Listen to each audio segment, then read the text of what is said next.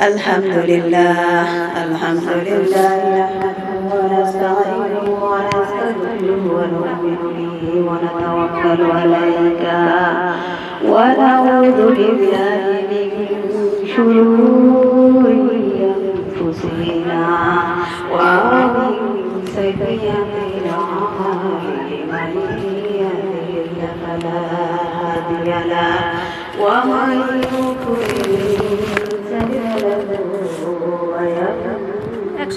مرشدا ونشهد أن لا إله إلا الله وحده لا شريك له ونشهد أن سيدنا إمامنا وقدوتنا وحبيبنا طبيبنا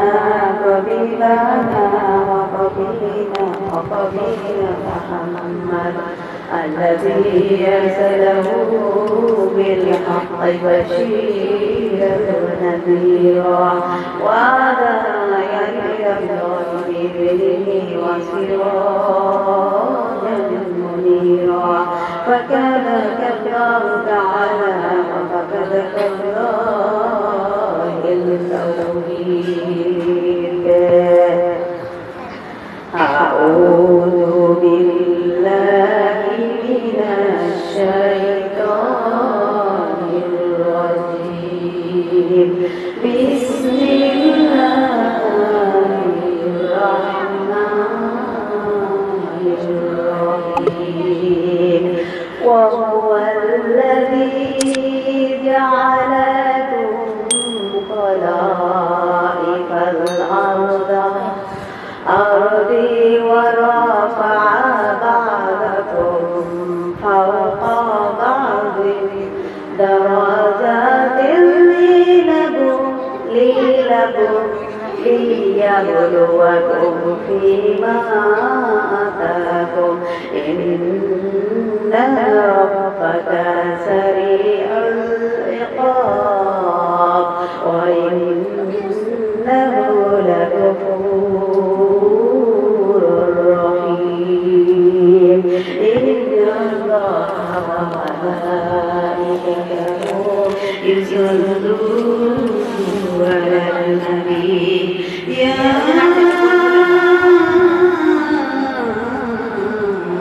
أيها الذين آمنوا يصلوا عليه وسلموا تسليما.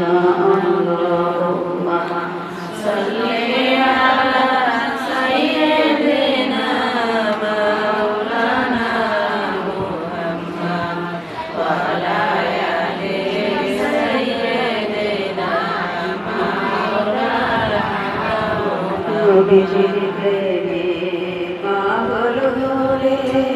আল্লাহ খুশি হয়ে যান আমার মুখের কথা রইল কোরআনেতে তরজমা।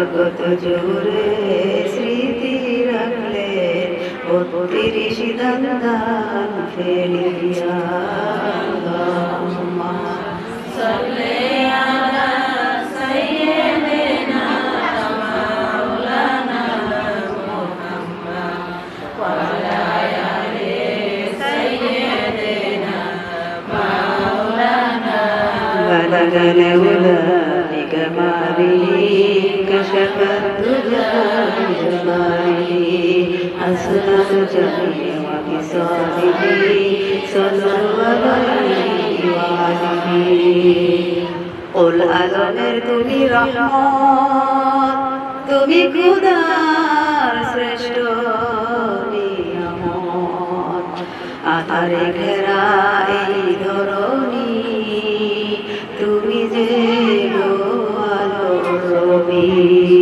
বালাগাল উলা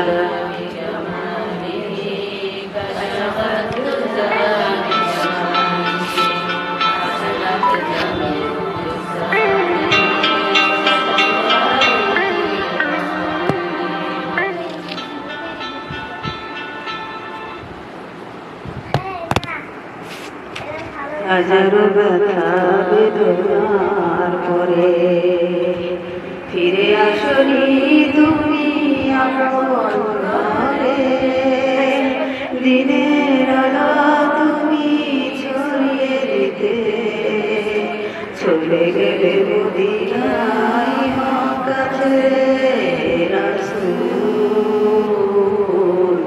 তোমাকে ভুলি আমি কেমন করে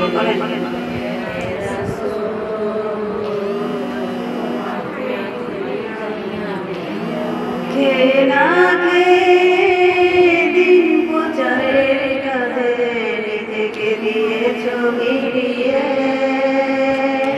তারা ফেরে কাফেরেরা সে আলো দুষ্টু ছেলে পিছু দিল নিয়ে পাথরের আঘাতে ক্ষত বিক্ষত হয়ে সারা শরীর রক্ত ঝরে এ রাসূল তোমাকে ভুলি আমি কেমন করে রাসূলকে বলা যায় দিন প্রচারে গিয়েছিল পাথর মেরেছে আর এখন দিন প্রচার করতে গেলে কয় বসেন আপনার আগে দামি মিষ্টি খাওয়ায় ফ্যান হয় না এসি আমার নবীকে যেখানে পাথর দিয়ে নিক্ষেপ করেছিল ওই জায়গাটাকে মার করে রেখে দিয়েছে ওইখানে কোনো মানুষ যদি যায় ওই জায়গাটা যাইতেই ভয় লাগে কারণ কখন না জানি ওই জায়গায় আল্লাহর গজব নাযিল হয়ে যায় এই জন্য দিনের দাওয়াত যদি আপনি পান وَإِذْ تَأَذَّنَ رَبُّكُمْ لَئِنْ شَكَرْتُمْ لَأَزِيدَنَّكُمْ وَلَئِنْ كَفَرْتُمْ إِنَّ عَذَابِي لَشَدِيدٌ এই জন্য দিনের কথাগুলো আপনি যার কাছ থেকে শুনবেন আল্লাহ পাক বলেছে একটি ঘোষণা আমি আল্লাহ একটি ঘোষণা করছি শোনো শোনো এখানে কোন কোরআন হাদিস দিয়ে কথা বলা হবে এই কথাগুলো যদি তুমি মনোযোগ দিয়ে শোনো আর যদি তুমি শুকরিয়া আদায় করতে থাকো আমি আল্লাহ তোমার নিয়ামতগুলো বাড়িয়ে দেব আর যদি তুমি না শুকরিয়া করো তাহলে আমি আল্লাহ বলছি কি ইন্না আযাবি লাশাদীদ আমি আল্লাহ তোমার যে পজিশনে আছো ওই পজিশন থেকে আরো আযাব বাড়িয়ে দেব এই জন্য আমরা আযাবের কাছে যেতে চাই না সেই বিষয়ে কথা বলবো আমরা আযাব যদি থেকে থাকে আমাদের কোনো না কোনো কারণে আমরা আযাব পেতে থাকি আর ওই আযাব যদি ধৈর্য ধারণ করে সহ্য করতে পারি আমার আল্লাহ ঘোষণা দিয়েছে জাহান্নামের শাস্তি থেকে বাঁচিয়ে দেব তাহলে কথা বলেছে আমার ওস্তাদি কিছুক্ষণ আগে উনি যে কথাগুলো বলেছে খুবই গুরুত্বপূর্ণ কথা আমরা এখানে কেউ কিন্তু কিছু জানি না যে যেটুকু জানতেছি মানে একটু একটু পড়ালেখা করি আজরে মানুষের সাথে কথা বললে গীবত হবে এইগুলো থেকে বাঁচার জন্য আমরা একটু মা বোনেরা বসে এক জায়গায় পেয়েছি এর চেয়ে বেশি কিছু না আমরা এখানে কেউ পণ্ডিত না আমরা একটু কোরআন হাদিস নিয়ে সময় কাটাতে চাই। আল্লাহ তো নিষেধ করে নাই, করেছে? আল্লাহ বলছে সব মানুষের জন্য এই কোরআন, সব মানুষের জন্য ইসলাম, সব মানুষের জন্য নবী, সব মানুষের জন্য আল্লাহ, সব মানুষের জন্য। তাহলে আমরা সেই আল্লাহ, সেই নবীর, সেই কোরআনের কথা বলা তো আমার আল্লাহ নিষেধ করেনি। তাহলে আমরা যে যতটুকু জানি ওইটা নিয়ে আমরা প্রতি সোমবারে এখানে আলোচনা করবো ইনশাআল্লাহ। তাহলে আমরা শুধু আলোচনা নয়, আমরা আলোচনার পাশাপাশি আমল করব। কি করব? কারণ আপনারা জানেন সহিহ হাদিসের মধ্যে হলো আল হাদিস হলো সহিহ, আর পাশাপাশি হয়েছে জাল হাদিস। আলের জায়গায় জাল বসিয়েছে, জালের পিছনে ছুটা যাবে না, আপনারা আলের পিছনে ছুটুন। কার পিছনে? জালের পিছনে ছুটা যাবে?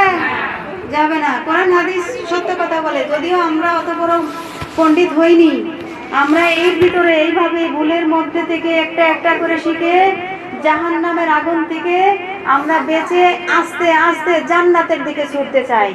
আল্লাহ যেন আমাদেরকে জান্নাতে যাওয়ার জন্য কবুল করেন। আল্লাহ পাক বলেছেন ইন্নাল্লাযীনা আমানু ওয়া আমিলুস সালিহাতি কানাত লাহুম জান্নাতুল ফিরদাউসি নুজুলা। আল্লাহ পাক বলেছেন শোনো শোনো, এই কোরআনে খালি ঈমানদারের কথা বেশি আছে। কার কথা? কেন কেন? কারণ আপনি সকালে ঈমানদার দাবি করেছেন, বিকালে বেঈমান হয়ে গিয়েছেন। আমার আল্লাহ আপনাকে ফেলে দেয়নি। আল্লাহ বলেছে তুমি ঈমানদার দাবি করেছিলে, তুমি আবার যেই ভুল করেছো তওবা করো, আমি আল্লাহর দিকে আবার তুমি ফিরে আসো। যদি তুমি ঈমানদার দাবি করো, যতটুকু ঈমান তুমি দাবি করেছো ওই ঈমানটুকু দিয়ে যদি আমল করে আমি আল্লাহকে দেখাতে পারো, কাকে? আল্লাহকে যদি দেখাতে পারো, আমি আল্লাহ তোমার জন্য জান্নাতুল ফিরদাউস রেডি করে রেখেছি, তোমাকে মেহমানদারি করব। এই জন্য আমার আল্লাহ নবীকে বলেছে, নবী আপনাকে আমি দুইটা কাজ দিলাম। কয়টা কাজ? কয়টা কাজ? এক নম্বরে আপনি শুধুমাত্র কেবলমাত্র আমি আল্লাহর ইবাদত করবেন। কার ইবাদত? আমি আল্লাহ যেন খুশি হই, মানুষ নয়। আমি আল্লাহকে খুশি করার জন্য ইবাদত করবেন। আর একটা কাজ হলো আপনি যখন অবসর হবেন তখন আপনি বেশি বেশি মানুষের উপকার করবেন। এই দুইটা কাজ যদি আপনি করতে পারেন, নবী আপনাকে আবার এই লাইনে যদি দুনিয়ার মানুষগুলো চলতে পারে, এই মানুষগুলোকে আল্লাহর আরশের ছায়াতলে জায়গা দিয়ে দেবে। কারণ ওই দুনিয়ায় কোনো ছায়া থাকবে না, শুধু আরশের ছায়া থাকবে। আপনি যদি ওই ছায়া, আপনি যদি হাউজে কাউসারের পানি চান, অবশ্যই আপনার ঈমান ভুল হয়েছে, আপনি কাজকর্ম ভুল করে ফেলেছেন, আপনার তওবার দরজা খোলা আছে, আপনি তওবা করে আবার ফিরে আসুন। আল্লাহ পাক বলেছেন আমার গুনাহগার বান্দা বান্দির জন্য আমি সবচাইতে বেশি মায়া করি। আপনি গুনাহ করছেন, আপনি পিছনে ফিরে যাবেন না, আপনি ফিরে আসুন। আমার আল্লাহ বলেছে তুমি ফিরে আসার সঙ্গে সঙ্গে তোমার পিছনের যত গুনাহ আছে আমি সবগুলো গুনাহ মাফ করে দেব। শুধু মাফ করে দেব না, আমি হিসাব করে রেখেছি কয়টা গুনাহ করেছো। ওই ওই একক মোট হিসাব করে যেটা এসেছে, মনে করো 50 বস্তা করেছো, ওই 50 বস্তা গুনাহকে আমি আল্লাহ নেকি বানিয়ে দেব। তাহলে আমাদের তো কোথাও লস নেই। ইমানদার হওয়া কি লস? ইমানদার হব, যে যাই বলুক ইমানের পথে টিকে থাকবো। এখানে টিকে থাকতে হলে আপনাকে ধৈর্যের পরীক্ষা দিতে হবে। কিসের পরীক্ষা? ধৈর্যের পরীক্ষা দিতে হবে। এবার মনোযোগ দিন আমার মা বোনেরা, বাসার কাজকর্ম করতে করতে মহিলারা কিন্তু ক্লান্ত হয়ে যায়। মহিলারা অত্যন্ত ক্লান্ত হয়ে পড়ে। রান্না বান্না, ঘর পরিষ্কার পরিচ্ছন্ন রাখা, ছেলে মেয়ের যত্ন নেওয়া সহ বিভিন্ন কাজে সারা দিন আমরা কিন্তু ব্যস্ত থাকি। কারণ এটা আমি বলিনি, আল্লাহ নিজে বলেছে, একেবারে স্পষ্ট একটা হাদিসে লেখা, আপনাদের বলবো। মেয়েদের এই কষ্টগুলো আমার আল্লাহ সরাসরি বলেন, আমি বলেছি। শুধু তাই নয়, আমি আল্লাহ তীক্ষ্ণ নজর দিয়ে দেখি মেয়েরা কষ্ট করে। মেয়েরা প্রচুর কষ্ট করে, এই জন্য নবীজির সিরাতের মধ্যে উঠে এসেছে আপনাদের জন্য, নারীদের জন্য খুবই অনুপ্রেরণাদায়ক একটা ঘটনা সিরাতে উঠে এসেছে। ঘটনাটা সংরক্ষিত করে রেখেছেন যেন কিয়ামত পর্যন্ত যত ঈমানদার মা বোনেরা দুনিয়াতে আসবেন সবাই এখান থেকে অনুপ্রাণিত হতে পারে। আপনি কষ্টে আছেন, দুঃখে আছেন, আপনি এই হাদিস থেকে অনুপ্রেরণা নেবেন। জান্নাতে হযরত খাদিজা রাদিয়াল্লাহু তাআলা আনহা এর জন্য বিশেষ একটা ঘর আল্লাহ নির্মাণ করেছেন, প্রাসাদ নির্মাণ করেছেন। সকল কর্মক্লান্ত মা বোনেরা শুনুন, আপনাকে বলছি, আপনি হযরত খাদিজার দিকে একটু ফলো করুন। আল্লাহ পাক বলেছেন, যারা দুনিয়ায় ক্লান্ত, মহিলারা যারা কর্মক্লান্ত করে একেবারে পরেশান হয়ে গিয়েছো, তোমরা শিক্ষা নাও খাদিজার জীবন থেকে। একটু মনোযোগ দিয়ে শুনুন, এখান থেকে আপনারা প্রেরণা নেবেন। আপনারা কষ্টের পরে যেটা আমাদের একটু শক্তি দরকার, সেই শক্তি এই হাদিস থেকে নিতে বলেছেন আমার আল্লাহ পাক। আল্লাহ পাক বলেন, খাদিজাকেও একটি বিশেষ প্রাসাদ প্রদানের অঙ্গীকার করেছি আমি আল্লাহ। কে? এটা সহিহ হাদিসের একটা বিখ্যাত হাদিস, জাল হাদিস নয়, সহিহ হাদিস।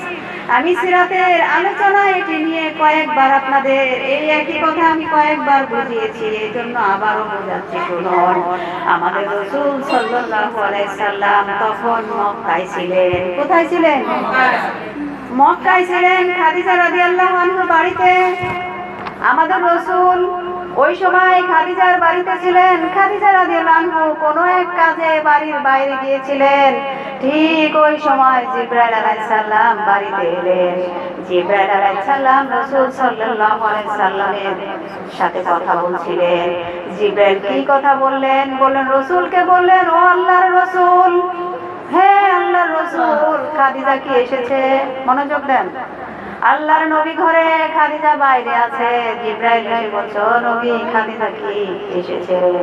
খাদিজা তখন বাড়ির ভিতরে ছিলেন না, বাইরে ছিলেন। জিবরিল রাসূলকে জানাচ্ছেন কিছুক্ষণের মধ্যে খাদিজা বাড়িতে এসে পৌঁছাবে।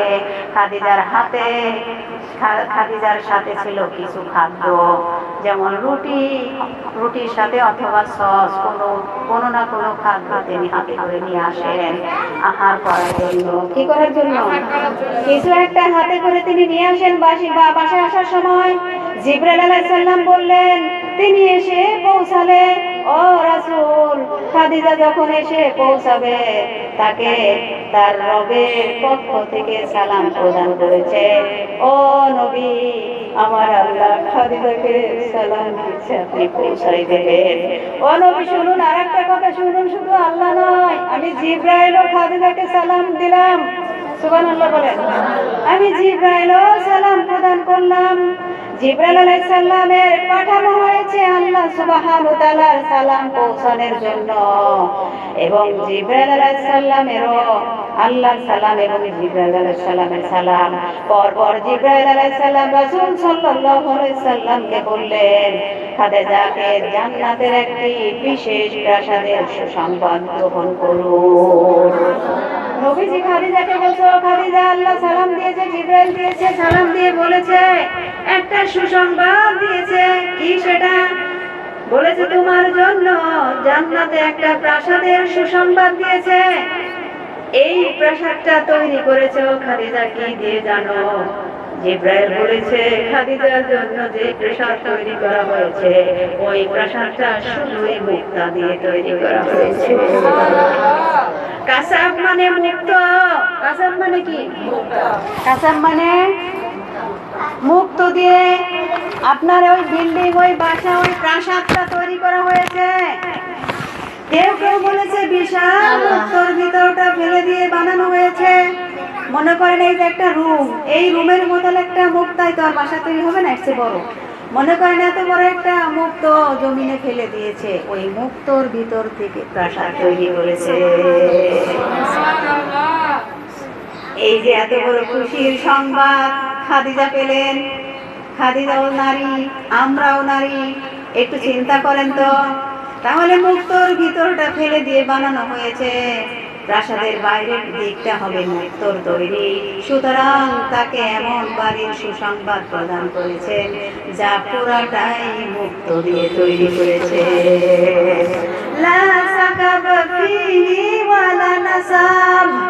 যেখানে থাকবে না কোনো কোলাহল, যেখানে কোনো কোলাহল থাকবে না, কোনো ক্লান্তি থাকবে না।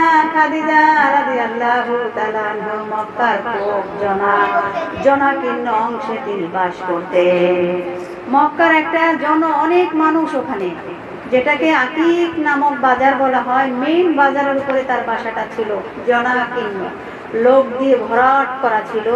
বাজারে যত শব্দ, জানেনই তো বাজারে কত শব্দ হয়, এমন একটা জায়গায় তার বাসা ছিল। বাড়ি থেকে বাজারের দূরত্ব বেশি ছিল না, তাই গোলমাল হট্টগোল চিৎকার চেঁচামেচি হই হুল্ল সবকিছুই সব সময় লেগে থাকতো বাসার মধ্যে, শুনতে পেত। গোটা শহরের সব কোলাহল রাসূল সাল্লাল্লাহু আলাইহি সাল্লামের বাড়ি বা খাদিজার বাড়ি থেকে শোনা যেত। সুতরাং জিবরাইল আকাশ থেকে নেমে এলেন এবং রাসূল সাল্লাল্লাহু আলাইহি সাল্লামকে বললেন, আল্লাহ আমাকে পাঠিয়েছেন খাদিজাকে সালাম প্রদানের জন্য। আল্লাহ আমাকে পাঠিয়েছেন তাকে সুসংবাদ জানানোর জন্য। কেন? পরকালে তাকে একটা বিশেষ বাড়ি প্রদান করা হবে, যা তৈরি করা হবে শুধুমাত্র কেবলমাত্র মুক্ত দিয়ে। শাকাব মানে কোলাহল বা ঠাসঠুস বিরক্তিকর আওয়াজ। নাসব মানে ক্লান্তি।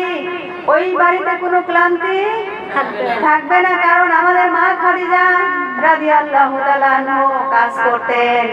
উনি কিন্তু বিজনেসম্যান ছিলেন, উনি অনেক বড় ব্যবসায়ী ছিলেন। উনি এই কাজকর্ম করতে করতে ক্লান্ত হয়ে যেতেন। তিনি রাসূল সাল্লাল্লাহু আলাইহি সাল্লামের এতগুলো কাজ, বিজনেস সব ট্যাকেল দিয়ে দেওয়ার পরেও তিনি বাসায় ফিরে নবীজির সেবাও করতেন। এর উপরে তিনি ছিলেন ব্যবসায়ী নারী। খাদিজা খুবই কর্মক্লান্তি সময় কাটাতেন, খুবই ব্যস্ত ছিলেন। এরপরে তিনি স্বামীর খেদমত করতেন, সেবা করতেন।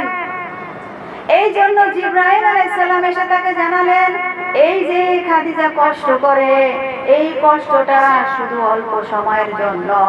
ও নবী, এই কষ্টটা খাদিজার অল্প সময়ের জন্য। ইনশাআল্লাহ যে ভবিষ্যৎ আপনার জন্য অপেক্ষা করছে। কে বলছে? জিবরাইল। কে বলছে? এই যে খাদিজা যে কষ্ট করতেছে, এটা অল্প সময়ের জন্য। ফেরেশতা জিবরাইল বলছে, ইনশাআল্লাহ এই যে আপনাদের সামনে যে ভবিষ্যৎ অপেক্ষা করছে, সেখানে আপনি ঐশ্বর্যশালী এক বিশেষ প্রসাদ পাবেন, যা তৈরি করা হবে মুক্ত দিয়ে। আর সেই প্রাসাদে থাকবে না কোনো বিরক্তিকর কোলাহল। এটা হবে প্রশান্তিময় এবং তৃপ্তিকর জায়গা, এবং সেখানে আপনি কখনোই ক্লান্ত হয়ে পড়বেন না। জান্নাতে কোনো ঘরে আপনার কাজ করতে হবে না। ঘরে যত কাজ করি আমরা, জান্নাতে কোনো কাজ নেই, কোনো কাজ করার দরকার হবে না। জান্নাতে আপনাকে কোনো কাজই করা লাগবে না। আমার বোনেরা, দুনিয়ার এই জীবনটা খুবই সংক্ষিপ্ত, খুবই সংক্ষিপ্ত। আপনাদের কষ্টকর সময়টার একটা পরিসমাপ্তি আসবেই। আমরা যে পরিশ্রম করছি, কষ্ট করছি, এর একটা পরিসমাপ্তি আসবে ইনশাআল্লাহ। মহান আল্লাহ জান্নাতে আপনাদেরকেও আমাদেরকেও এই ক্লান্তি এবং কোলাহল মুক্ত বিলাসবহুল এক প্রাসাদ নিয়ে আল্লাহ ধন্য করবেন, বলেন আমিন। হযরত আসিয়ার কথা আপনারা অবশ্যই জানেন।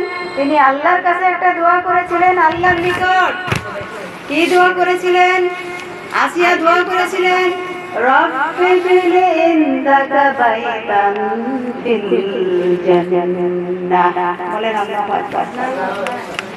এটা আছে সূরা তাহরিমের 11 নম্বর আয়াতে। 11 নম্বর আয়াতে সূরা তাহরিম।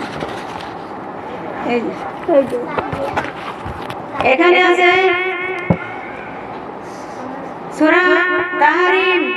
তাহরিমের মধ্যে এসেছেন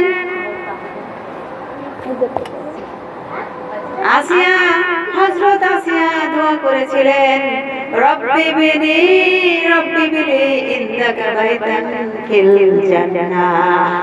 আমার কথা এতটুকু এই পুরাটা নয়, এখানে বলা হয়েছে হে আমার প্রতিপালক, আপনি জান্নাতে আপনার নিকট আমার একটা ঘর বানিয়ে দিন। মালিক তুমি জান্নাতে তোমার কাছে আমাদের একটা ঘর বানিয়ে দিও, একটা ঘর বানিয়ে দিও। বলেন আমিন।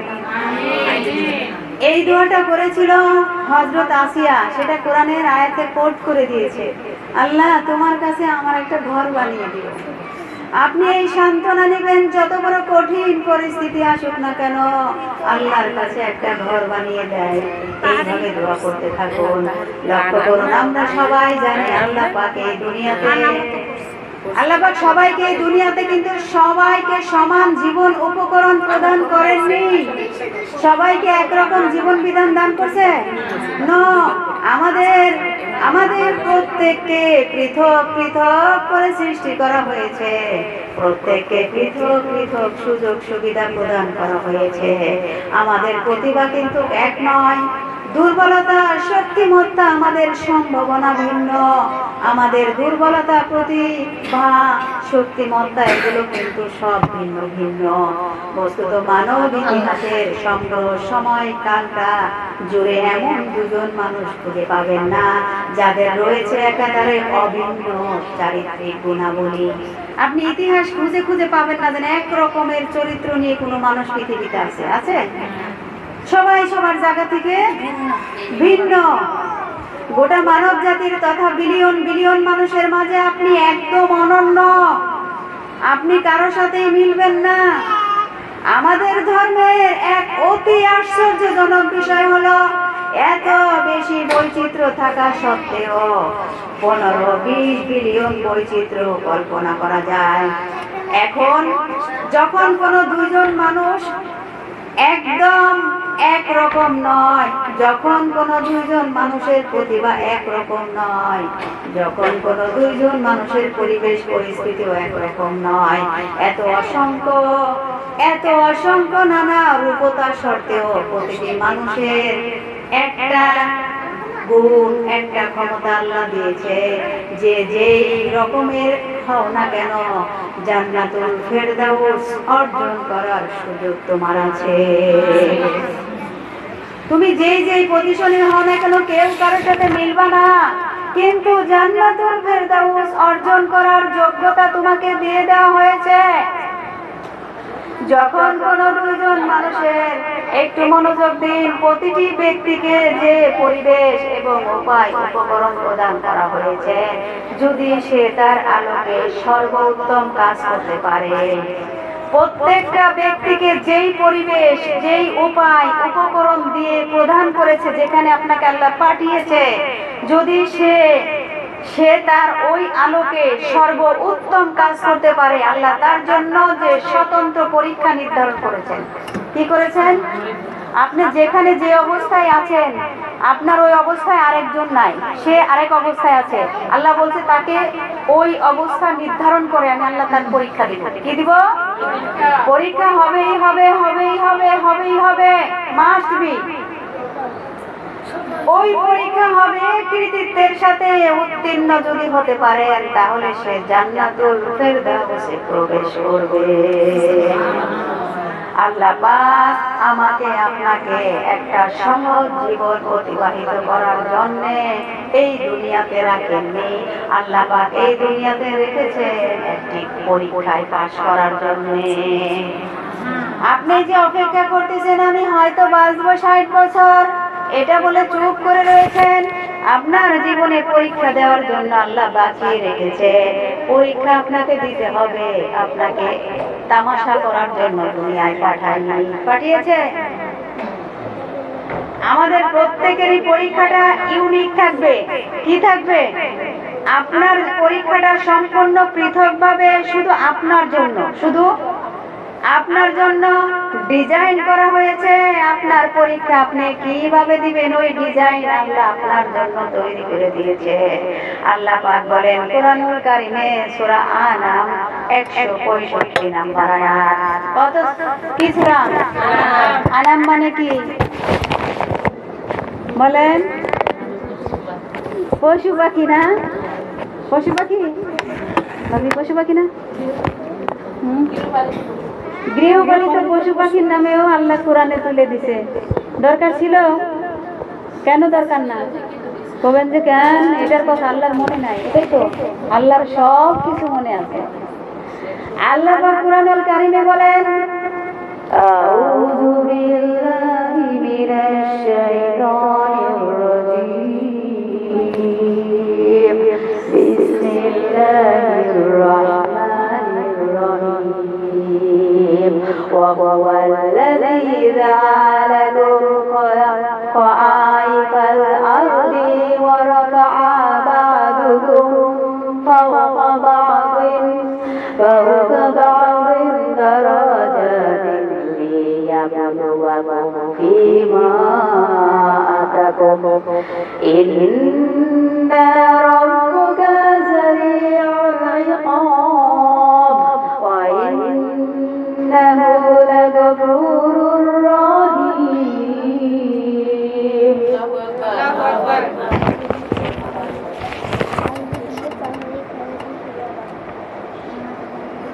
আর তিনি সেই মহান সত্তা যিনি তোমাদেরকে পৃথিবীর প্রতিনিধি বানিয়েছেন এবং তিনি তোমাদেরকে যা দিয়েছেন সে বিষয়ে পরীক্ষা করার উদ্দেশ্যে তোমাদের প্রত্যেককে অন্যের উপর বহুবিধ মর্যাদা দিয়ে অভিষিক্ত করেছেন।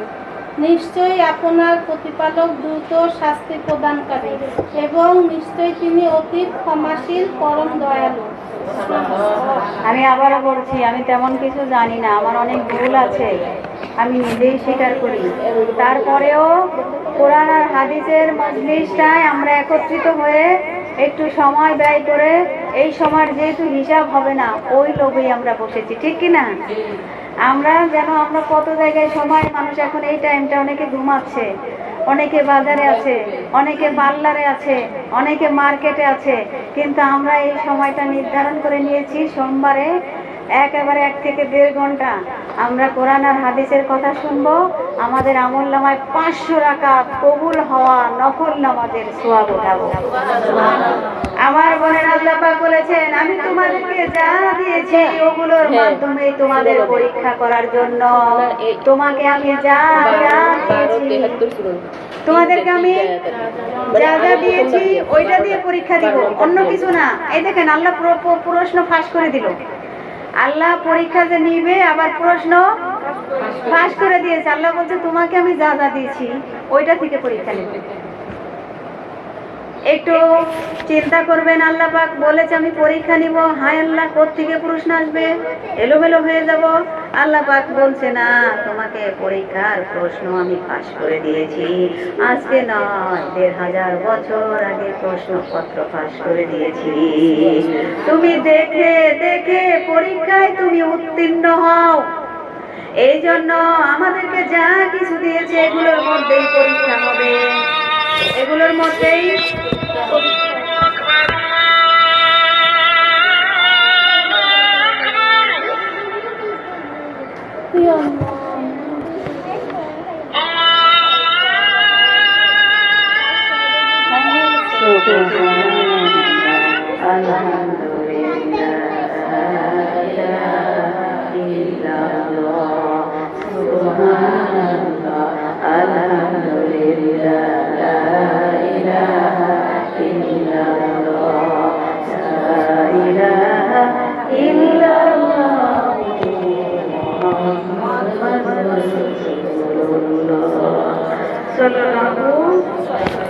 তাহলে আল্লাহ পাক কিন্তু পরীক্ষা প্রশ্ন ফাঁস করে দিলেন যে আমাদেরকে যা কিছু দিয়েছে সেটার মধ্যেই পরীক্ষা হবে। আমরা প্রস্তুত আছি তো সবাই? প্রস্তুত থেকে আমরা হতাশ হয়ে যাই। ইয়াবলুয়াকুম ফীমা তাকুম আমি তোমাদেরকে যা দিয়েছি ওগুলোর মাধ্যমে পরীক্ষা হবে। এই কথাটা বলেছে কে? আল্লাহ বলেছে। তাহলে এখানে তোর ভুল হওয়ার সম্ভাবনা, আমাদেরকে যা কিছু দিয়েছে সেইটার মধ্যেই পরীক্ষা হবে। এবার একটু চিন্তা করবেন, আমাদেরকে কি দিয়েছে আল্লাহ? দিয়েছে সংসার, দিয়েছে স্বামী, দিয়েছে সন্তান, দিয়েছে আত্মীয় স্বজন। এই জিনিসগুলো আমাদেরকে আল্লাহ দিয়েছে। আল্লাহ পাক বলেছেন এর মধ্য থেকেই পরীক্ষা হবে। এখন আমাদের 1 নাম্বার পরীক্ষা, আল্লাহ পাক বলেছেন সন্তান দিলেই শুধু হবে না, ওই সন্তান যেন চক্ষু শীতলকারী হয়। এই জন্য মা হিসেবে ভূমিকা পালন করার দরকার আছে না? না। কিন্তু কোরআনে বলেছে সন্তান প্রতিপালন করার জন্য মাকে এক্সট্রা কোনো জায়গা থেকে প্র্যাকটিস নিতে হয় না। আমি আল্লাহ এই মায়েদের জন্য একটা গোপন প্রাইজ রেখেছি। কেন জানো? এই মেয়েরা যখন মা হয়, মা হওয়ার যে গুণাবলীগুলো, সন্তান প্রতিপালন করার জন্য যে যোগ্যতা লাগে, আমি আল্লাহ নিজ দায়িত্বে মেয়েদের মধ্যে ওটা দিয়ে দিয়েছি। শুধুমাত্র ভালো পিতা হওয়ার যোগ্যতা অর্জন করার কথা কোরআনে এসেছে, মাকে এখানে ডাকেনি। বলেছে ভালো পিতা হতে হবে। ভালো পিতা হওয়ার জন্য তুমি ইব্রাহিম নবীকে ফলো করো, ভালো পিতা হওয়ার জন্য তুমি ইয়াকুব নবীকে ফলো করো। এই নবীগুলো তার সন্তানদেরকে বলেছো, সন্তানেরা শোনো, তোমরা ভালো পিতা হবা। ভালো পিতা হওয়ার জন্য নির্দেশ করেছে নবীরা তার সন্তানকে। দেখেন একটু ফলো করুন। ইব্রাহিম নবী তার 2টা সন্তান ছিল, ইসমাইল আর ইসহাক, দুইজনই নবী। আরেকজনকে ইয়াকুব নবী, তার কয়টা ছেলে ছিল? 2জন। সবাই চিনে। ইউসুফ নবী, বনিয়ামিন। বাকিগুলোকে সবাই শয়তান নামেই চিনে। কারণ আছে না নাই? বাবা ওসিয়ত করেছিল, উপদেশ করেছিল, বাবা তোমরা ভালো বাবা হতে হবে। ভালো বাবা হওয়ার জন্য আসো তোমাদেরকে এই নির্দেশ করছি। কিন্তু ইব্রাহিম নবীর 2 সন্তান বাবাকে ফলো করেছে, ইয়াকুব নবীর 2 সন্তান বাবাকে ফলো করেছে, বাকি সন্তান করেনি। বাকি সন্তান এখানে বাবাদের শিক্ষা নেওয়ার জন্য বলছি। আপনি বাবা হয়ে কি সন্তানকে এই নসিহত করেছেন? আপনি কিন্তু ধরা খেয়ে বসে আছেন। আপনি ধরা মাস্ট বি খেয়ে বসে আছেন। এখানে মাকে আল্লাহ ডাকেনি, ডেকেছে আপনাকে। সন্তান দুনিয়ায় জন্ম দিয়েছেন। যদি ওই ইয়াকুব নবীর বাকি সন্তানের মতো হয়ে যায়, এই দায়ভার সম্পূর্ণ আপনার উপরে যাবে। কার উপরে যাবে? আল্লাহ। এই জন্য ভালো বাবা হওয়ার দরকার আছে না নাই? ভালো বাবা হলে সেই সংসারটা পুরাটাই দুনিয়ায় জান্নাত হয়ে যায়। এই জন্য কেউ বলেছে বিশাল, কোনটা বার করলাম? তাহলে বাবা ভালো হওয়ার জন্য, ভালো বাবা হওয়ার জন্য কোরআনুল কারিমে আল্লাহ পাক ইঙ্গিত দিয়েছেন। সেই বিষয়ে এখন বলবো না, বাকিটা আগে বলে নেই আমার বোনেরা। তাহলে প্রতিটি ব্যক্তির পরীক্ষা একরকম, অনুপম, স্বতন্ত্র এবং শুধুই এই ব্যক্তির জন্য বানানো হয়েছে। আপনি আপনার জায়গা থেকে পরীক্ষা দেবেন, আপনার পরীক্ষার আমার পরীক্ষা কখনোই এক হবে না। আল্লাহ ওইভাবে আমাদেরকে ডিজাইন করে বানিয়েছেন। নিজের পরীক্ষাটা বুঝতে পারার পর এই পরীক্ষা পাশ করার চেয়েও গুরুত্বপূর্ণ কিছুর অস্তিত্ব নেই। কারণ শেষ বিচারের দিন মানুষ এতটাই মরিয়া হয়ে উঠবে যে সেদিন গুনাহগার ব্যক্তি মুক্তিপণ হিসেবে দিতে চাইবে তার সন্তান সন্ততিকে, তার স্ত্রীকে, তার ভাতাকে, তার গোষ্ঠীকে, যারা তাকে আশ্রয় দিত এবং পৃথিবীতে যা কিছু আছে সব কিছু দিতে চাইবে। শুধু আমাকে বাঁচাও। কাকে বাঁচাও? আমাকে বাঁচাও। পরকালের হিসাব দিবস, বিচারের শেষ দিবসের দিন প্রতিটা মানুষ তার সন্তান, তার স্ত্রী, তার আত্মীয় স্বজন, জ্ঞাতি গোষ্ঠী, এই মানুষগুলোকে শুধু নয় সারা পৃথিবী আল্লাহকে দিয়ে বলবে, আল্লাহ তুমি আমাকে বাঁচাও। আর আমরা কাকে নিয়ে পড়ে আছি একটু চিন্তা করতেছেন? এই কথাটা কোরআনুল কারিমে আমার আল্লাহ পাক ঘোষণা করেছেন সূরা মাআরিজ 12, 13, 14 নম্বর আয়াত। আমি কিন্তু আবারও বলছি আমি কোরআন পারি না, তারপরে একটু একটু ট্রাই করতেছি। আল্লাহ পাক বলেছেন ওয়াসাহিবাতিহি ওয়া আখিহি ওয়া ফাসিলাতিল্লাতিয়াতু ওয়া মান ফিল আরদি জামিআ সুম্মা ইউনজিহি কাল্লা কাল্লা ইন্নাহা লাযা নাযাআতাল লিশাওয়াহ। 14 নম্বর আয়াত পর্যন্ত বলে ফেলেছি, ওখান পর্যন্ত যাবে না? হ্যাঁ, 14 নম্বর।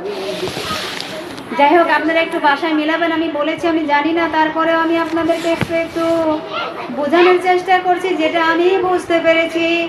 এই আয়াতগুলো নিজের জীবনে অ্যানালাইসিস করে বুঝতে হবে, নিজের জীবনের সাথে আগে প্রয়োগ করতে হবে, চেষ্টা করতে হবে যে আমাকে কিভাবে পরীক্ষা করা হচ্ছে। আপনি ওটাকে টিক চিহ্ন দিন।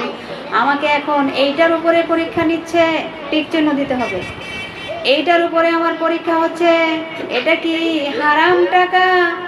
কোনো মেয়ে মানুষ, এটা কোনো হারাম মেয়ে মানুষের সাথে আমার স্বামী জড়িয়ে গেল কিনা, এটা একটা পরীক্ষা। হারাম সম্পর্ক, এটাও পরীক্ষা। বিপদ আপদ, এটাও পরীক্ষা। অসুখ বিসুখ, এইটাও পরীক্ষা। যদি হারাম কিছু হয় তাহলে এটা থেকে আপনাকে হিজরত করতে হবে। বাঁচতে হলে হিজরত করতে হবে।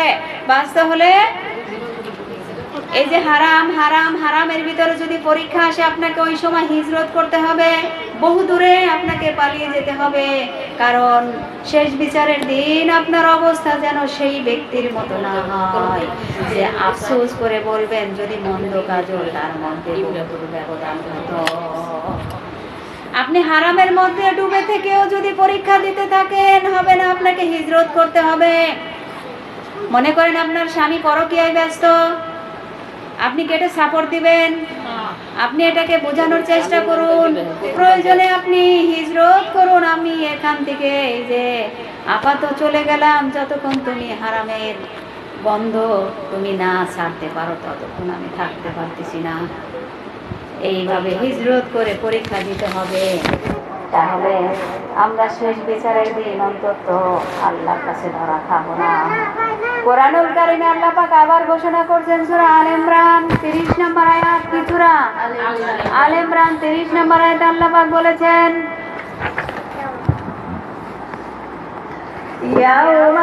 ইয়াউমা তাজিদু কুল্লু নাফসিন মা আমিলাত মিন খায়রিন মুহদারা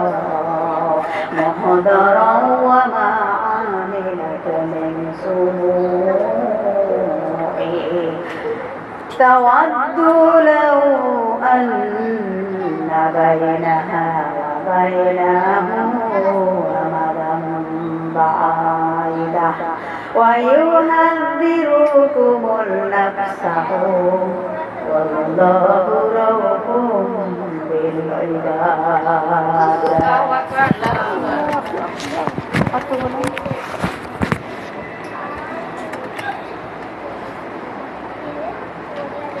যেদিন প্রত্যেক ব্যক্তি নিজের কৃত ভালো কাজসমূহের সামনে উপস্থিত পাবে এবং সে যে মন্দ কাজ করবে তাও পাবে, সে ব্যক্তি কামনা করবে যদি তার এবং ওর অর্থাৎ তার মন্দ কর্মফলের মধ্যে দুস্তর ব্যবধান হতো। আল্লাহ তার নিজের সত্তা সম্পর্কে তোমাদেরকে সতর্ক করছেন, আর আল্লাহ বান্দাদের প্রতি অত্যন্ত মমতাময়। আল্লাহ পাক বলেছেন যদি পাপ থেকে হিজরত করতে পারো, কি থেকে? যদি তোমরা পাপ থেকে হিজরত করতে পারো এবং এরপর উত্তম আমল করতে পারো, তাহলে আল্লাহ আপনার আমার পাপগুলোকে পুণ্যে রূপান্তরিত করে দেবে। পাপ দেখলে আপনাকে হিজরত করতে হবে। এবার হিজরত বুঝছেন তো? আপনি পাপ করতেছেন, পাপের সাথে আপনাকে সাফাই গাওয়া যাবে না। পাপকে পাপই বলতে হবে। পাপকে পাপ, যে সুদ খাবে সে সুদখোর, যে ঘুষ খাবে সে, যে জিনা করবে আপনাকে এটা বলতে হবে, ঘৃণা করতে হবে। যদি তুমি এরকম ভাবে হিজরত করতে পারো, শোনো আমি আল্লাহ বলছি তোমার পাপগুলো জীবনে যেগুলো ছিল ওগুলো আমি পুণ্যে রূপান্তরিত করে দেব। আর যদি কষ্টকর কিছু হয়, শোনো, আর যদি কষ্টকর কিছু হয় তাহলে ধৈর্য ধরো, ধৈর্য ধরো।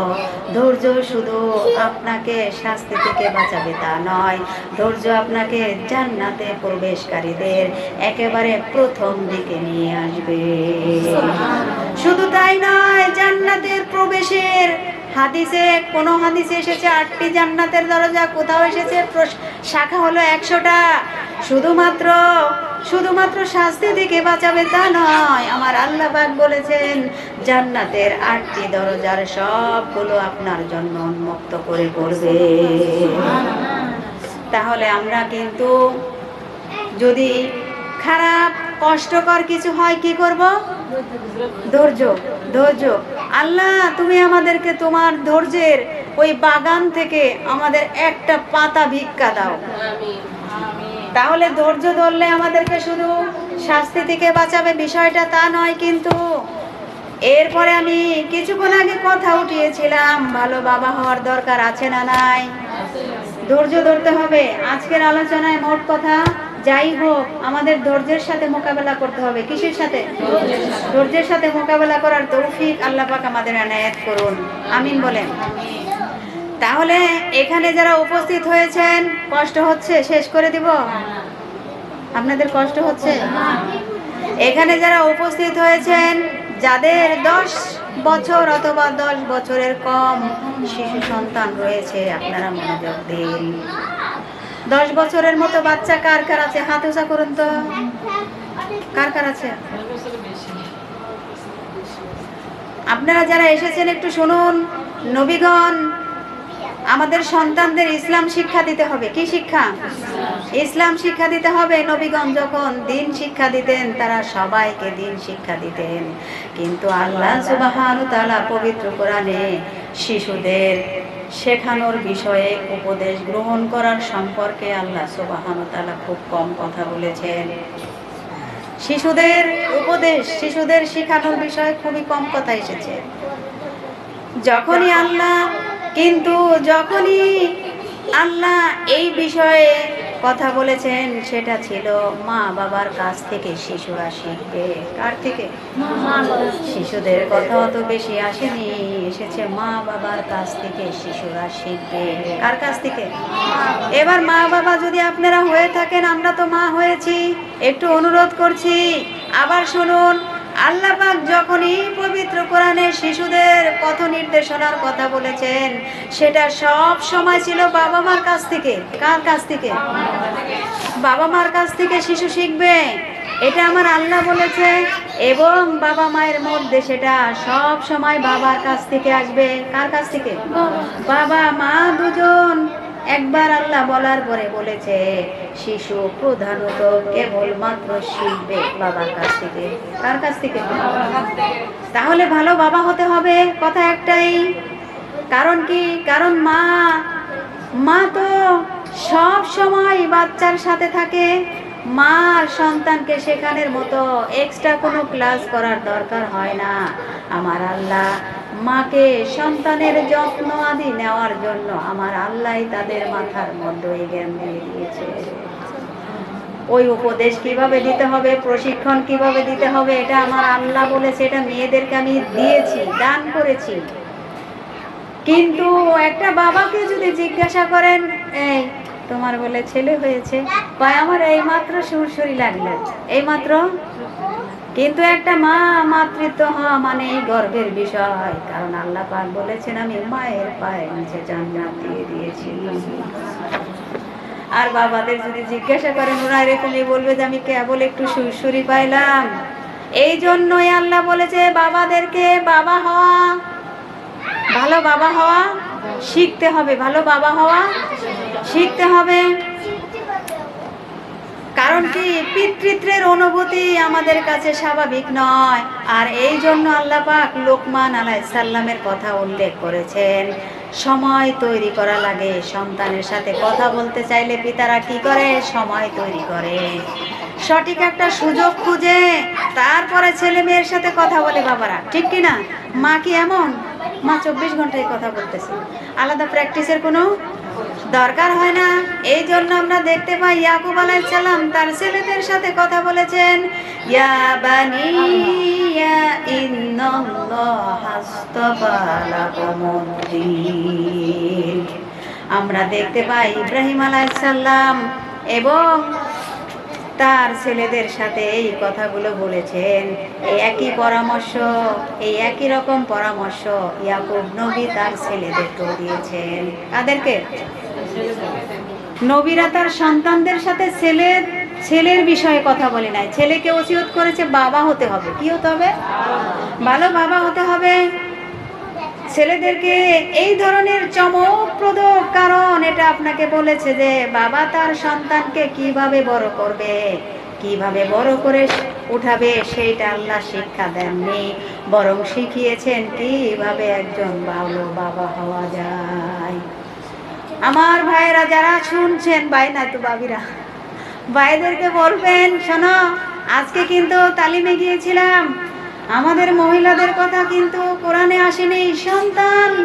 সন্তানকে উপদেশ দেওয়ার জন্য তোমাকে আল্লাহ নির্দেশ করেছে কি? ভালো বাবা হতে হবে। কি হতে হবে? ভালো বাবা না। না, আমি এতকাল পরে এই খুঁজে পাইনি। তাহলে আমরা আমাদের সন্তানকে শিখাবো কিভাবে একদিন তারাও ভালো বাবা হবে। কিভাবে ভালো বাবা হওয়া যায়? ইব্রাহিম আলাইহিস সালাম তার ছেলে ইসহাককে শিক্ষা দিয়েছিলেন, আর ইসহাক ইয়াকুবকে এই শিক্ষাই দিয়েছিলেন কোরআনুল কারীমে। ইব্রাহিম আর ইয়াকুব মানে দাদা নাতি। ইব্রাহিম আর ইয়াকুব দাদা নাতি, একই কথা বলেছেন তারা। এই একই কথা যে বলেছিলেন সেটা কিন্তু সময় অনেক অনেক ডিফারেন্স। নাকি একই সময়? একই সময় না, কিন্তু সময় ডিফারেন্স, কিন্তু কথা কিন্তু একই ছিল। দুই প্রজন্ম আলাদা হওয়ার পরেও ইব্রাহিম নবী কথা বলেছিলেন ইসমাইল ও ইসহাকের সাথে, আর ইয়াকুব আলাইহিস সালাম কথা বলেছিলেন তার 11 জন ছেলের সাথে, কিন্তু তারা ঠিক একই কথা, একই নসিহত করেছিলেন। ওয়াসাবিহা ইব্রাহিমু বানিহিম ওয়া ইয়াকুব ইয়া বানিয়া ইন্নাল্লাহা আস্তাফা কুমুদ্দীন ফালা তামুতুন্না ইল্লা ওয়া আনতুম মুসলিমুন। এটা অবশ্য আল্লাহ পাক বলেছেন। দাদা ও নাতি একই পরামর্শ দিয়েছিলেন। কেন? কারণ একটাই ছিল, তরবিয়াত। কি ছিল? তরবিয়াত। তরবিয়াত কি ভাবি? দর্শ হচ্ছে, শিখাচ্ছে। তরবিয়ত কি? উপদেশ দিচ্ছে। প্রজন্মের পর প্রজন্ম এই দর্শটাই, তরবিয়তটা চলে আসছিল। শুধু একজন ভালো ছেলে হওয়ার জন্য নয়, ভালো বাবা কিভাবে হওয়া যায় সেই জন্য এই তরবিয়া। অন্য কথায় আমাদের সন্তানদেরকে শিখাতে হবে যে কিভাবে ভালো একজন বাবা হয়ে ওঠা যায়। আমরা মায়েরা আমাদের স্বামীদেরকে এই উপদেশ করব যে শোনো, ভালো বাবা হতে হবে, তা না হলে আমাদের সন্তানের ভবিষ্যৎ নষ্ট। শুধু সন্তানের নয়, সন্তান যাকে বিবাহ করবে তার সংসারটাও জাহান্নাম হয়ে যাবে। আর জাহান্নাম থেকে জান্নাত বানাতের জন্য একটাই আজকে উপকরণ পেয়েছি, সেটা হলো ভালো বাবা। ভালো বাবা হতে হবে। যখন সন্তানগুলো বড় হয়ে যাবে, আমরা তাদের সন্তান লালন পালনের বিষয়টা পরামর্শ দিব। যেমন আমার ওস্তাদ যে এখন দাদি হয়েছে, এই যে তার নাতিপুতিকে সে একই কথা বলবে, ভালো বাবা হতে হবে। কি হতে হবে? ভালো বাবা হতে হবে। কি? আর যদি আমরা আমাদের কাজ সঠিকভাবে করি, আমরা যখন ফিরে তাকাবো, কাজ সঠিক করার পরে ফিরে যদি তাকাই, এবং আপনারা অনেক বাবা মার সম্পর্ক জানেন, এমনও অনেক বাবা মার সম্পর্ক আছে যারা অভদ্র আচরণ করে। বাবা মায়েরা কি করে? অভদ্র আচরণ করে। তারা সন্তানের সাথে চিৎকার চেঁচামেচি করে কথা বলে, সন্তানের সাথে কথা বললে খারাপ ভাষায় কথা বলে, সন্তানকে অপমান করে কথা বলে। এরকম বাবা মা নেই? বহুত আছে। সন্তানকে দাবিয়ে রাখতে চান, এগুলো করে আপনার সন্তান একেবারে ড্যামেজ হয়ে যাচ্ছে। আর এই জন্য যখন তাদের সন্তান হয় তারা বলে, ওই সন্তানগুলো বড় হয় যখন তারা বলে আমি আমার বাবার মতো হব। কার মতো হব? বাবার। কারণ আমি দেখেছি আমার বাবা আমার মাকে কথা লাগলেই গালি দিত, তোকেও আমি গালি দেব। এটা কি হলো? হলো? এই জন্য ভালো বাবা হওয়ার জন্য সন্তানকে নসিহা করতে হবে, আমি আমার বাবার মতো হব না, আমি আমার সন্তানদের ভালোবাসবো, আমি এভাবেই থাকবো বা অন্যভাবে ইত্যাদি। কিন্তু আমরা শেষ পর্যন্ত বাবাদের মতোই হয়ে পড়েছি। যতই নসিহা যতই যা করি না কেন, কিছু হলেই প্রতিবেশী বলে এই ছেলে এই মেয়ের বাবা মার মতো হয়েছে। একটু মনোযোগ দিতে হবে। আপনারা গল্প করতেছেন, আপনারা বুঝতেছেন সমাজ আজকে কেন এই অবস্থা? কারণ আমরা কথা লাগলেই সন্তানকে গালি দিই। তোর জন্য যত সমস্যা, ওর জন্য সমস্যা, সমস্যা বাবার জন্য হয়েছে। কার জন্য? ভালো বাবা হতে পারিনি। আমার বোনেরা, এই জন্য বলা হয়েছে যদি সে ভালো বাবা হয়ে যায়, পৃথিবীতে সব কিছু সম্পদ, এই সম্পদের মধ্যে সবচেয়ে দামি সম্পদ হলো পুণ্যবান নেককার স্ত্রী। যদি একটা পুরুষ ভালো বাবা হওয়ার নিয়ত করে, তাহলে তা অবশ্যই পুণ্যবতী স্ত্রী হবে। যদি সেই পুরুষটা ভালো বাবা, ইয়াকুব নবীর মতো, এরপরে আপনার ইব্রাহিম নবীর মতো শিক্ষা নেয়, তার স্ত্রী কি কখনো কটকটি হতে পারে? এই জন্য এই ভুল সব আপনার উপর বর্তাবে। মনে রাখবেন, প্রজন্ম এক শক্তি। সম্পর্কের যদি আপনার সন্তানদের সাথে কাজগুলো সঠিকভাবে আপনি করেন, শক্তি যদি আপনি সঠিকভাবে করেন, যদি আপনি আপনার কাজগুলো ঠিক মতো করেন। আর যাই হোক, আরেকটি গুরুত্বপূর্ণ প্রশ্ন হলো ইব্রাহিমের সন্তানটা কি ইয়াকুবের সন্তানদের মতো একই রকম ছিল? আপনাদের ঠিক মতো আমরা আমাদের জায়গা থেকে ঠিক থাকতে হবে। আর যাই হোক না কেন, সন্তানের ক্ষেত্রে সিরিয়াস হতে হবে। স্বামী হচ্ছে না, আপনি কারো সাহায্য নেন। আবার অনেকেই সাহায্য নেওয়া মনে করে না যে ঘরের কথা পরের কাছে বললেই সমস্যা। এটাও গুরুত্বপূর্ণ বিষয়। প্রথম সাহায্য নিতে হবে কার কাছ থেকে? আল্লাহর কাছ থেকে সাহায্য নিন। এখন প্রশ্ন, ইব্রাহিম আলাইহিস সালামের সন্তানরা কি ইয়াকুব আলাইহিস সালামের সন্তানের মতো? নো। ইব্রাহিম নবীর সন্তান ছিলেন ইসমাইল আর ইসাক, দুজনই নবী। ইয়াকুব নবীর সন্তান ছিলেন ইউসুফ নবী বিন ইয়ামিন। আর বাকি ভাইয়েরা একই রকম কি ছিল না। এর কারণ কি? উপদেশ। এর কারণ উপদেশ দিয়েছিল বাবা, কিন্তু মানেনি।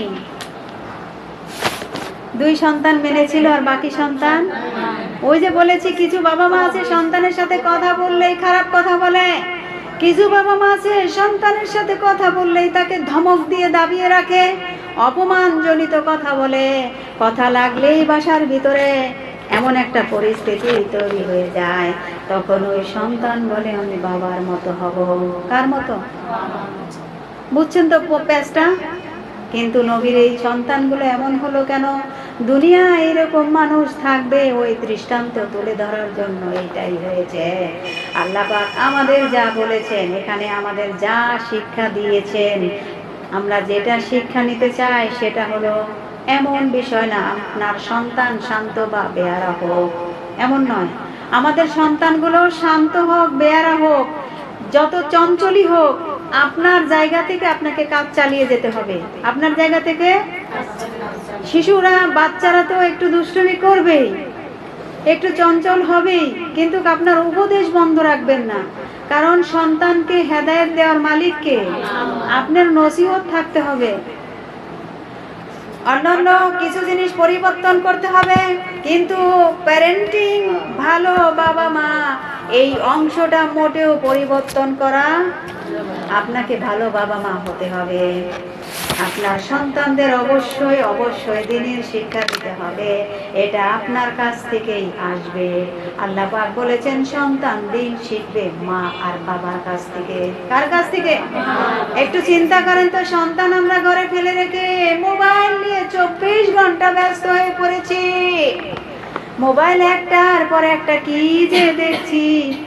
মেয়ে বা ছেলে যদি এসে বলে আম্মু কটা ভাত দাও, এই বাইরে খাতো, যা আমার শরীর মন ভালো না, উনি মোবাইলে কি দেখেছে ওইটা জীবনের সাথে সেটিং করে সন্তানকে উনি দাবিয়ে রাখছে। আপনি ঠিক হন, আপনার জায়গা থেকে আপনি যদি সত্যি প্যারেন্টিং এর দায়িত্ব যদি আপনি পালন না করেন, কপাল পুড়ে যাবে। আপনার সন্তানকে অবশ্যই আপনার দ্বীনের শিক্ষা দিতে হবে। সে যত বড় জজ ব্যারিস্টার হোক না কেন, দোয়া করি সন্তানরা বাংলাদেশের দায়িত্ব শুধু নয় সারা বিশ্বের দায়িত্ব পালন করুক, কিন্তু আগে তাকে দ্বীন শিক্ষা দিতে হবে। কি শিক্ষা? এটা কোনো আমার সন্তান কোনো কারীর কাছ থেকে, কোনো মুফাসসিরের কাছ থেকে দ্বীন শিখবে না। এটা আল্লাহর নির্দেশ। কোনো ইমামের কাছ থেকে নয়, কোনো খতিবের কাছ থেকে নয়। আপনার সন্তান দ্বীন শিখবে কেবলমাত্র একমাত্র তার পিতা মাতার কাছ থেকে। কার কাছ থেকে? এতটুকু কি বুঝেছেন? এবার আপনি মনোযোগ দিয়ে শুনুন। এই সন্তানগুলোকে নিয়ে বলছি, স্কুল, আপনার সন্তান যে বিদ্যালয়ে পড়াশোনা করে সেই বিদ্যালয়ে একটা সমাবেশ হচ্ছে, অভিভাবক সমাবেশ। কি সমাবেশ? অভিভাবক সমাবেশে ডেকেছে। এবার ডেকে বলেছে ইমনের আম্মু, আপনি কি ইমনের আম্মু? ইমনের আম্মুকে একটা কাগজ ধরিয়ে দিয়েছে, আপনার ছেলে বিদ্যালয়ে, সারা বিদ্যালয়ে আপনার ছেলেটা একেবারে পরিবেশ নষ্ট করে ফেলেছে, পড়ালেখায় ভালো না, দুষ্টমিতে সেরা, বিয়াদবিতে সেরা। আপনার ছেলের জন্য পুরো বিদ্যালয় বিশৃঙ্খলা, পরিবেশ দূষণ হয়ে গিয়েছে, একবারে দূষণ, একবারে পরিবেশ নষ্ট হয়ে গিয়েছে। এই কথাগুলো মুখে বলার পরে কাগজ ধরিয়ে দিয়েছে আপনার ছেলে। এই যে নেন অভিভাবক সমাবেশের আপনার পুরস্কার। সন্তান যখন, এই মা যখন এই কাগজটা হাতে পেয়েছে, মার মন ভালো না খারাপ? মা বাড়িতে গিয়েছে, সন্তান জিজ্ঞাসা করেছে, মা অভিভাবক সমাবেশে কি হলো? বলে, বাবা স্যাররা বলেছে তুমি স্কুলের সব চাইতে সেরা, তুমি স্কুলে সব চাইতে মেধাবী, তোমার প্রশংসা পেয়ে আমি গর্বিত হয়ে গিয়েছি রে বাবা। সন্তান বলে, কি ব্যাপার, আমি তো এগুলোর একটাও না, আমার কথা এটা বললো কেন? আজকে থেকে আমাকে পড়ালেখায় মনোযোগী হতে হবে। কিছুদিন পর ওই মা ইন্তেকাল করেছে। ইন্তেকাল করার পরে ওই চিরকুটটা সন্তানের হাতে পড়েছে। চিরকুটটা পড়া দেখে বলেছে, আমার মা তো কষ্ট পেয়েছিল। তবে জাতি শুনে রাখো, শুনে রাখো, আমার মা ওই দিনকে যদি আমাকে এই আশ্বস্ত, আমাকে যদি এই যে সান্ত্বনা দিয়েছে, এই সান্ত্বনা যদি না দিত আজকে আমি বিজ্ঞানী হতে পারতাম না। এই জন্য সন্তানকে দাবিয়ে রাখবেন না। আপনি খুব কৌশলে সন্তানকে সবসময় উপরে রাখবেন, দাবিয়ে রাখবেন না। মার ওই স্যাক্রিফাইসের জন্য যদিও মানুষের ভিতরে কষ্ট পেয়েছে, কিন্তু ওই এক কথার কারণে ওই ছেলেটা বাংলাদেশের বড় বিজ্ঞানী হয়েছে। দোয়া করি আমরা যারা মা হয়েছে, আমাদের সন্তানগুলোকে আল্লাহ তুমি বড় বিজ্ঞানী, বড় ডাক্তার, বড় ক্যাপ্টেন, বড় ইঞ্জিনিয়ার, সব চাইতে উঁচু উঁচু লেভেলে নাও, কিন্তু দিনের বুঝ আগে তাদের মধ্যে ঢুকিয়ে দাও। বারাকাল্লাহু লানা ফিল কুরআনিল আযীম। আসসালামু আলাইকুম ওয়া রাহমাতুল্লাহি ওয়া বারাকাতুহু। আলহামদুলিল্লাহি রাব্বিল আলামিন ওয়া সলাতু ওয়াস সালামু আলা রাসূলিল্লাহ বানি টিবল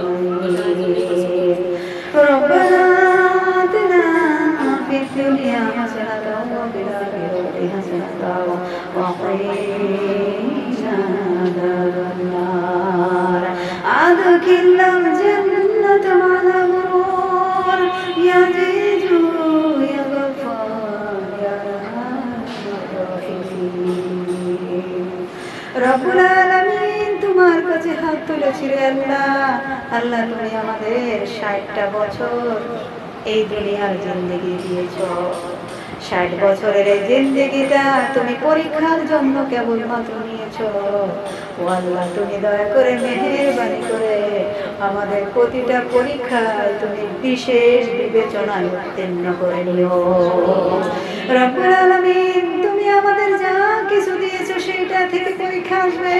ও আল্লাহ, জানতে পারলাম যা কিছু দিয়েছো এইটা থেকে পরীক্ষা আসবে রে আল্লাহ। সেই পরীক্ষাটা তুমি আমাদের জন্য সহজ করে দিও। ও আল্লাহ, আমাদের ধৈর্য ধরার তৌফিক করে দিও। ও আল্লাহ, আমাদের তুমি হালালের সাথে জীবনটাকে জড়িয়ে রাখিও। আল্লাহ, তুমি মেহেরবানি করে তোমার দিন থেকে আল্লাহ তুমি আমাদের ফেলে দিও না রে আল্লাহ। যত বড় পরীক্ষা আসুক দিনের সাথে তুমি আমাদের জড়িয়ে রাখো। ও আল্লাহ, বিশ্বনবীর উম্মত দাবি করেছি, এই দাবিতে আমাদের অটল থাকার তৌফিক করে দিও।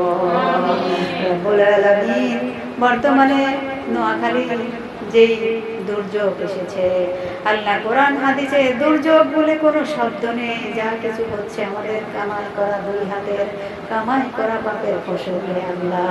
ও আল্লাহ, যে এলাকাগুলো পানিতে তোমার এই বান্দা বান্দিগুলো কষ্ট করছে, কত মানুষ মাটির নিচে চাপা পড়ে গিয়েছে রে আল্লাহ। ও আল্লাহ, তুমি দয়া করে মেহেরবানি করে নোয়াখালীর যতগুলো মানুষ কষ্টের মধ্যে দিন যাপন করছে এই মানুষগুলোকে তুমি তোমার রহমত দিয়ে সাহায্য করো। আর রব্বে কারীম, যারা দুনিয়ার জীবন এই বন্যার দুর্যোগে চলে গিয়েছে আল্লাহ, তুমি তাদের জীবনের গুনাহ খাতা মাফ করে জান্নাত দিয়ে দিও। আর রব্বে কারীম, আল্লাহ, দুই হাতে কামাই করার যে ফসলগুলো আমরা পাচ্ছি, ও আল্লাহ, তুমি কুদরতিভাবে এই দুনিয়া থেকে আল্লাহ তুমি আমাদেরকে এই খারাপ যেগুলো তুমি নিষেধ করেছো, হারাম ঘোষণা করেছো, এই হারাম কাজ থেকে তুমি আমাদের বাঁচিয়ে দাও। আমাদের সন্তানগুলোকে আল্লাহ তুমি বাঁচিয়ে দাও। আমাদের সন্তানগুলোকে আল্লাহ তুমি ভালো বাবা হওয়ার তৌফিক করে দাও। রব্বে কারীম, আমরা যারা সন্তানগুলোকে মাদ্রাসায় দিয়েছি তোমার কোরআন মুখস্থ করার জন্য, ও আল্লাহ, ওই সন্তানগুলোকে তুমি মেধা শক্তি, স্মৃতি শক্তি বৃদ্ধি করে দাও। রব্বে কারীম, দোয়া চেয়েছে আমাদের আন্টি, আল্লাহ আমেনা আন্টি দোয়া চেয়েছে আল্লাহ, তাদের পানির যে সংকট আছে রব্বে কারীম, তুমি মেহেরবানি করে তার পানির সংকট তুমি সমাধান করে দাও। ইয়া রব্বে কারীম, যত ধরনের মুসিবতের মধ্যে আছে আমার আন্টি, আল্লাহ সব মুসিবত আল্লাহ দূর করে দাও। আল্লাহ, মেহেরবানি করে তুমি তার পরিবারের যেই কষ্ট গ্লানি যা কিছু হচ্ছে তুমি তো দেখছো আল্লাহ। ও আল্লাহ, সবগুলোকে তুমি তার সহজভাবে ধৈর্য ধরে আল্লাহ পরীক্ষার বিশেষভাবে উত্তীর্ণ হওয়ার তৌফিক করে দিও আল্লাহ। এখানে যতগুলো মানুষ উপস্থিত হয়েছে আল্লাহ, প্রতিটা মানুষ যত দূর দূরান্ত থেকে এসেছে, প্রতিটা কদমে তাদের হাজার হাজার নেকি রেখে দিও আল্লাহ। আমাদের বরিশাল আপা, আল্লাহ তার মা দুনিয়ার জীবন ছেড়ে দিয়েছে আল্লাহ। আল্লাহ, মা মা বলে ডাকা কত যে মধুর ডাক, তিনি আর ডাকতে পারে না আল্লাহ। আমার ওই আপা আম্মার কবরটাকে তুমি জান্নাতুল ফেরদাউস বানিয়ে দাও। আর রব্বে কারীম, আল্লাহ, কলির জন্য দোয়া চাইছি, মেহেরবানি করে আল্লাহ পৃথিবীর কেউ না জানিতে তোমার এই বান্দির বিপদ তুমি মুক্ত করে দিও আল্লাহ।